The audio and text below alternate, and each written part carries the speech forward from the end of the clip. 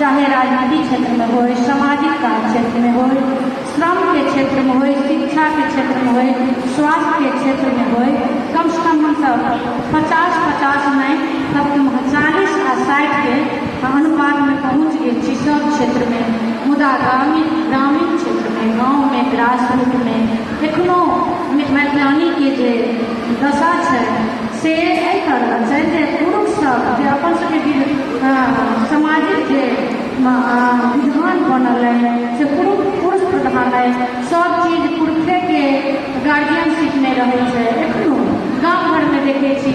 जे महिला के नाम पर किछु जमीन यदि कीनल गेल हो तो कहै छै जे हुनका जमीन कीन देने छियै, लेकिन अधिकार हुनका कनिको नहीं रहे छै, तो ओकरा बेच नहीं सकै छै। अपना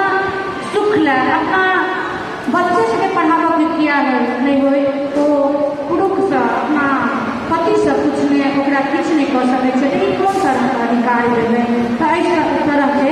सेहो छै। तकर बाद छै जे ग्रामीण क्षेत्र में एखनो देखै छियै बहुत कुप्रथा सब जे है जकरा कनि न्यूनीकरण भेलै, बहुत कनिक मात्रा में, जेना दहेज भेलै, बाल विवाह भेलै, एहि सब तरह के प्रथा डाइन बला ओमे बहुत हद तक से न्यूनीकरण भेलै है। एहि सब तरह के शिक्षा के क्षेत्र में कहबै, ग्रामीण बात हम कऽ रहल छी, शिक्षा के क्षेत्र में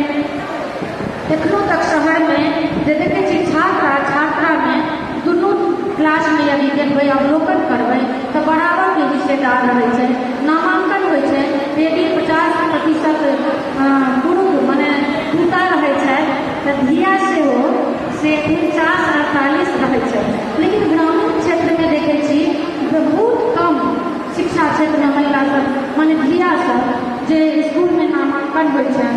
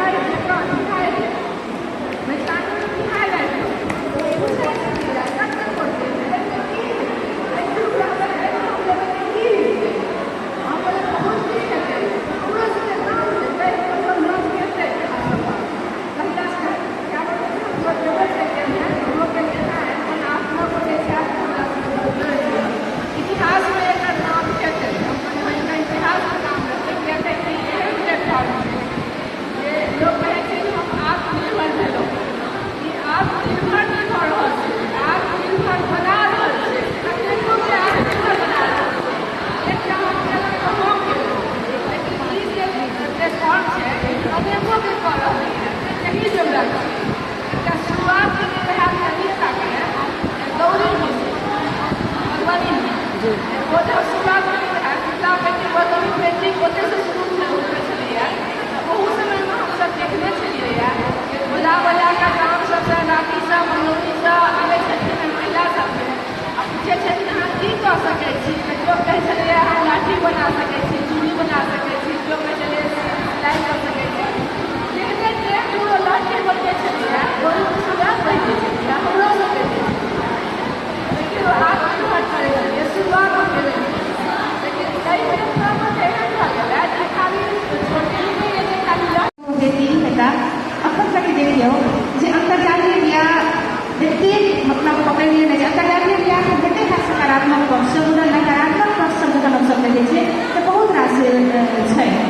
अपन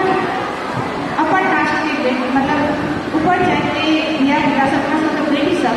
दूसरा जाति सबसे ब्याह कर रहा है तो कते लोग से ये संस्था सब एनजीओ सब कते नहीं मॉडल के तरह से नकारात्मकता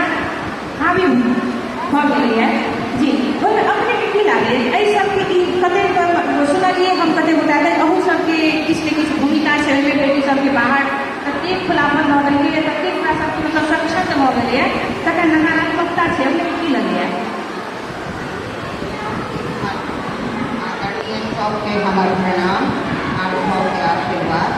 सभी परिवार के मन के प्रार्थन मन शक्ति देते हैं सब अपन अपन विचार जहाँ तक सबके विचार की कमी बात बड़ा ये बात हम सभी करना है अखन अंतर्जातीय ब्याह बड़ एक हवा चलती और यह नहीं कर सकते रीत और में परंपरावादी समय बहुत घर में देसी लोग हमर संवाद के मतलब या तो उनका सबके बंधन से छूट कर अपना के आज़ादी बुझाई है जे काज या पूरा करे या फिर उनका आई में अपन स्वतंत्रता दिखाई है हम कर रहे हैं। लेकिन जहाँ तक अहाँ देखियो अंतर्जातीय ब्याह अंत तक सक्सेस नहीं हो 2 बरस 4 बरस 5 बरस में जाकर इनमें तलाक नामक के कलंक सी आई तई द्वारे से अंतर्जातीय ब्याह से अपन पारंपरिक ब्याह है से 100 मानल गया में बहुत चीज के डॉक्टरों कहे जहाँ एक आदमी के लिए अलग लोग मुसलमानों के तरीके जहाँ बड़ निकटतम ब्याह कई सब लोगों अंतर्जातीय ब्याह जहाँ तक के समाज में आगाम भविष्य में हमारे भविष्य बड़ा उज्जवल होगा जा रहा है। बस आप कहीं सक्रिय हो खेत गाँव के साथ आप चलो अपना सब गाँव में बढ़ो गाँव में अपना बहुत के आत्मनिर्भरता घटन है आत्मसम्मान घटन है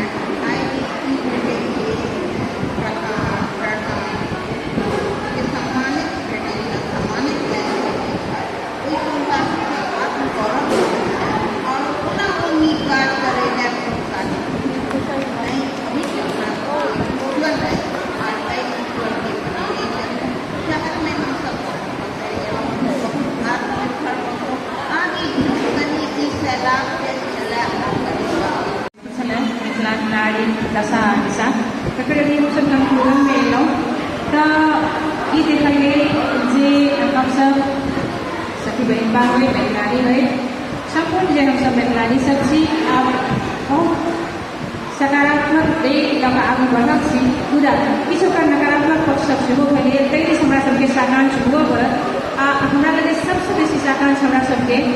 कतौ ने कतौ अंतर्जातीय ब्याह पर बहुत जोर दे मतलब दे जा रहा है। बहुत नीक बात है एकदम नीक बात कहलखिन है जे कतौ ने कतौ किया मिलाल जाए छै जे नहीं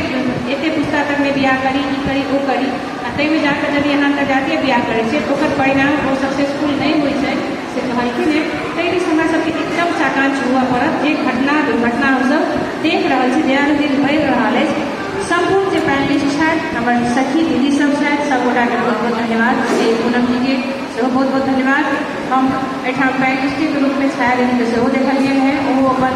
हमरा लगे जान सहमति जनेलन है सब गोटा के बहुत बहुत धन्यवाद। हम जे सबके बजलहुँ तकरा लेल